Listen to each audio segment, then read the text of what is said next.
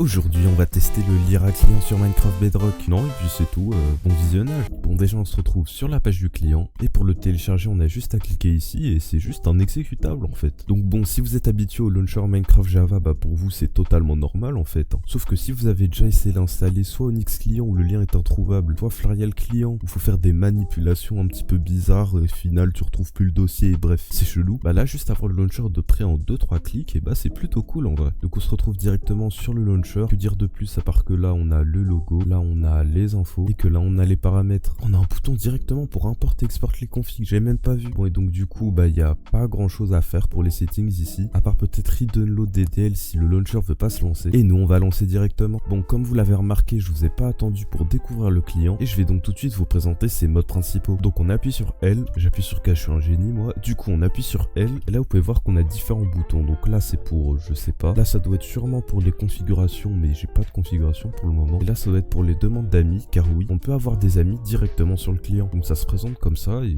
comme j'ai pas d'amis, bah pour le moment il y a rien. Mais nous on va se diriger directement vers le mode menu et là ça se présente comme un client classique. Donc voilà, comme vous pouvez le voir, on a quand même pas mal de modes et je vais tout de suite vous présenter mes modes préférés. Donc le premier mode que je voudrais vous présenter c'est tout simplement le free look. Donc pour ceux qui savent pas, le free look permet de bouger la caméra sans bouger le personnage. Il est bloqué sur plusieurs serveurs comme par exemple The Hive ou encore Hypixel sur Java. Mais sur les serveurs où c'est pas le cas, c'est vraiment très pratique. Donc ensuite nous avons le Hive Helper qui est un peu l'équivalent des Hypixel modes sur Lunar Client et qui va tout simplement nous permettre de nous simplifier la vie quand on joue sur The Hive. Donc ensuite le Motion Blur, bon présent sur tous les clients mais beaucoup plus rare sur Bedrock et franchement même si c'est pas le meilleur Motion Blur que j'ai vu, bah je trouve que c'est super bien qu'il l'ait mis. Ensuite nous avons le No Earth Cam, alors ça merci de l'avoir mis. Alors pour ceux qui savent pas, le No Earth Cam permet de ne pas faire bouger l'écran quand on prend un dégât. Bon c'est pas très parlant donc je vais vous montrer directement. Là par exemple si je me mets en survie, et bah mon écran n'a pas bougé lorsque j'ai pris des dégâts de chute. Et ce mode là en particulier pour du PVP, bah il est assez pratique. Bon par contre je sais pas pourquoi il est bloqué sur The Hive, donc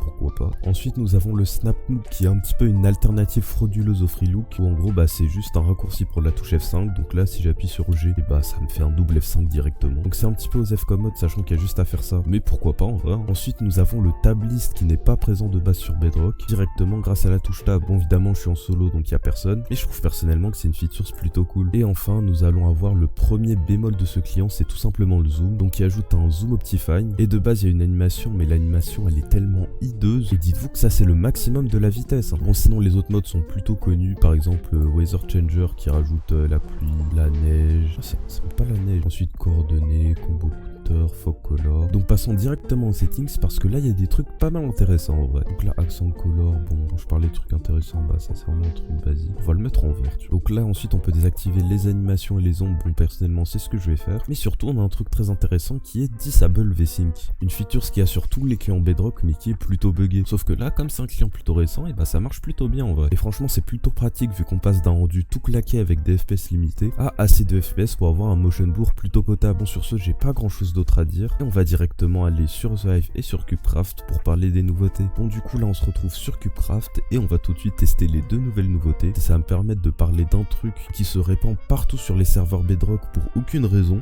valable en tout cas. Vous allez voir de quoi je vais parler. C'est tout simplement le Bed Wars. Alors pour ceux qui savent pas, notamment sur Cubecraft et sur The Hive, bah il y avait des variantes du Bed Wars, mais là je sais pas pourquoi The Hive et Cubecraft ont décidé de sortir un Bed Wars en même temps. Et autant il y en a un qui est plutôt pas mal où ça ajoute plein de gameplay et tout ça, et il y en a un autre c'est totalement foutage de gueule. Et pour une fois contre toute attente, l'endroit où il y a de la nouveauté c'est pas sur The Hive mais bien sur Cubecraft. Ou c'est ce que je vais vous montrer. Bon pour le moment le jeu est en bêta donc on est obligé de jouer avec quelqu'un. Bonjour Milka, le chocolat. Donc en vrai bon pour le moment c'est un petit peu cheap et surtout les prix sont beaucoup trop chers. Par exemple là pour des blocs d'Iron on va jamais avancer. Mais sinon en dehors du fait que personnellement j'en ai marre d'avoir je sais pas combien de variantes du Bed Wars, que ce soit en 1.8, en 1.20, sur Bedrock, sur Roblox. Qui avait demandé du Bed Wars sur Roblox? Bah en vrai je trouve personnellement que Cubecraft s'est pas trop mal débrouillé. Et que par exemple il y a plein d'items super cool comme le Bridge Builder. Ou encore, mais j'ai plus trouvé, il y avait une sorte de tourelle. Alors c'est pas là, je sais plus ce que c'est. Mais bon bref, il y a pas mal de nouveautés. Et l'un des seuls problèmes, vous allez le voir dans quelques instants. Par exemple on va aller dans la team qui est juste là. C'est que bah, les joueurs sont tout claqués en fait.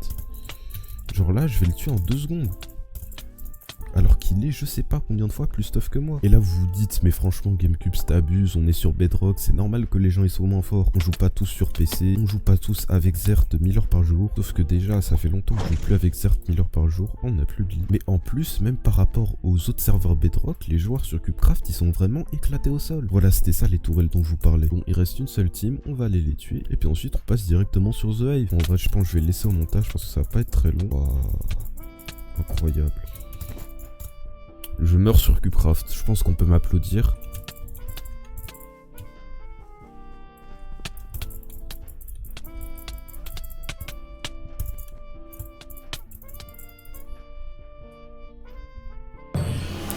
Et voilà. Mais avant de tester le Bed Wars sur The Hive, on va tester une deuxième nouveauté de CubeCraft qui est le mode de jeu juste derrière nous. On s'appelle Pillard aux fortunes. J'ai jamais vu un mode de jeu comme ça. Où en gros le but c'est juste t'as des items aléatoires et tu dois t'en servir pour tuer tout le monde. Donc moi je trouve ça plutôt fun et original. Même si ça m'étonnerait pas que ça vienne d'un 6ème serveur 1.20 avec des mini-jeux original. J'ai une pioche, hop là.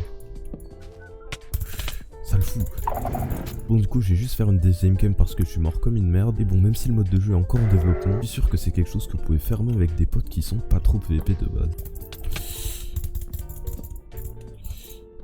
Bon j'ai pas dit que j'étais très fort de toute façon. Et puis maintenant on peut passer directement au Bed Wars de The Hive. Du coup on se retrouve directement sur le Bed Wars de The Hive et je vais vous expliquer les différents points qui me gênent dans cette seconde update. Bon déjà avant de parler des points négatifs on va parler des points positifs, vu qu'en général The Hive a souvent deux avantages face à CubeCraft. Le premier c'est qu'en général les updates sur The Hive ça fait beaucoup moins de cheap, genre il y a moins ce côté en développement contrairement au Bed Wars par exemple. Et second point vous allez le voir c'est qu'en général les joueurs sont beaucoup plus forts.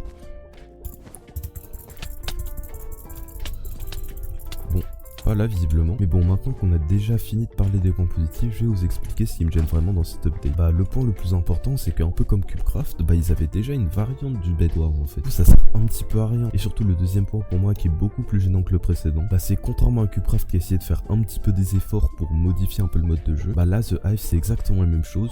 Juste qu'à la place d'un trésor, bah il y a un lit. En effet, on a exactement les mêmes interfaces, les mêmes blocs, les mêmes items, les mêmes prix aussi d'ailleurs. C'est vraiment dommage, surtout pour un serveur comme The Hive qui rapportait toujours des trucs nouveaux. Attends, mais il est pas très malin lui. Et en plus d'être exactement la même chose que le Treasure Wars, bah The Hive le présente, oh j'ai plus le lit. Bah The Hive le présente quand même comme une update. Et c'est vraiment dommage pour un serveur comme The Hive où on était habitué à avoir de vraies remises à jour de certains modes de jeu. Je pense par exemple au Capture the Flag, au The Bridge, où même si c'était pas grand chose, il y avait toujours un truc. Alors que là, bon.